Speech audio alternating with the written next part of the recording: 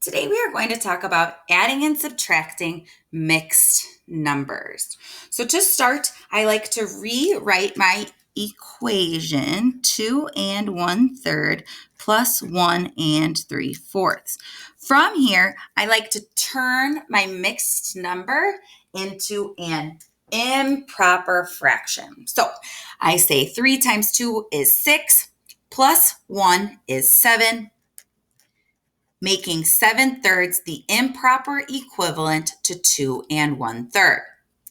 Here, I've got 4 times 1, which is 4, plus 3, which is 7/4. So 1 and 3/4 is the mixed number equivalent to 7/4. Now, I have 7/3 and 7/4, and I cannot add them because I don't have the same denominator. I don't have the same number of parts to combine. So I make my list of multiples: 3, 6, 9, 12, 15. And my goal is to find a multiple between 3 and 4 that match. 4, 8, 12. 12 matches in each of these, so that's what I'm going to use. So I take my new improper fraction and add it to my second improper fraction, but now I need to find equivalents that have the same denominator, and I want that denominator to be 12. All right. So I take a look and say, okay, how do I get from 3 to 12? Well, I know that you multiply by 4. If you do not know that, we can look up here. 1, 2, 3, 4. It takes us 3 times 4 to get to 12, and that will work as well. Because I multiply my denominator by 4, I need to multiply my numerator by 4. So 7 times 4 is 28. Now, this fraction should continue to be improper. If it was improper here, then it needs to stay improper here. That's a way that you can kind of check yourself. To get from 4 to 12, we multiply by 3. Because I multiply my denominator by 3, I must multiply my numerator by 3. 7 times 3 is 21. So I've got my two new equivalent fractions that I can add together because they have the same denominator. 28 plus 21 is 49 twelfths. Now, I want to go ahead and simplify that, turn that back into a mixed number. I know that 12 goes into 49 4 times, with a remainder of 1 and a denominator of 12. So my answer here is 4 and 1/12.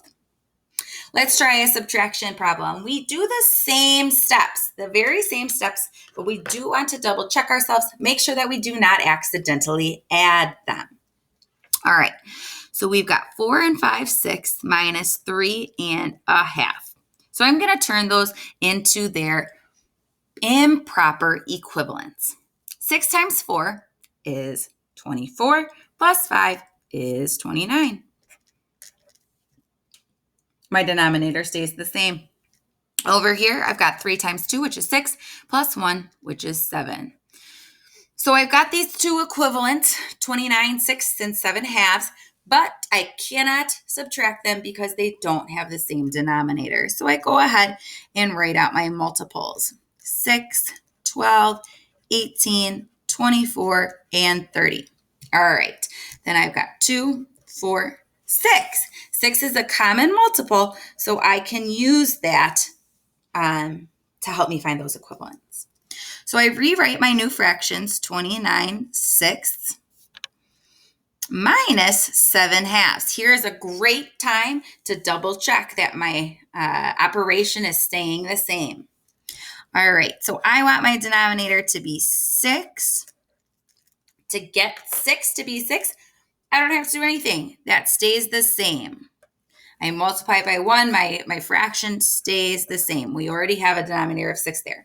Here, on the other hand, I need to multiply by 3 to get 2 to be 6. So therefore, I multiply my 7 by 3 as well. That will get me 21. Now, I've got two equivalent fractions. But these equivalent fractions have common denominators. So these are equivalent, as we know, they didn't change, and these two are equivalent to each other. 7/2 is equivalent to 21/6. Because these two new fractions have the same denominator, I can subtract 29 minus 21 gets me 8/6. Therefore, I can go ahead and turn that into a mixed number. 6 goes into 8 one full time with 2 left over out of 6. 2/6 can be simplified, so I get a final best answer of 1 1/3.